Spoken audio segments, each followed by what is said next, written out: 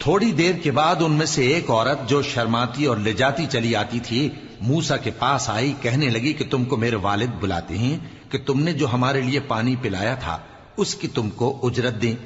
پھر جب وہ ان کے پاس آئے اور ان سے اپنا ماجرا بیان کیا تو انہوں نے کہا کہ کچھ خوف نہ کرو، تم ظالم لوگوں سے بچ آئے ہو۔ ایک لڑکی بولی کہ ابا ان کو نوکر رکھ لیجئے، کیونکہ بہترین نوکر جو آپ رکھیں وہ ہے جو توانا ہو، امانت دار ہو۔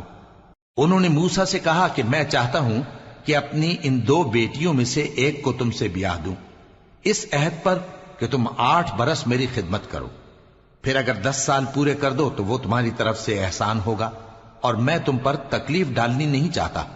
تم مجھے انشاءاللہ نیک لوگوں میں پاؤ گے۔ موسیٰ نے کہا کہ مجھ میں اور آپ میں یہ عہد پختہ ہوا، میں جو مدت چاہوں پوری کر دوں، پھر مجھ پر کوئی زیادتی نہ ہو، اور ہم جو معاہدہ کرتے ہیں اللہ اس پر گواہ ہے۔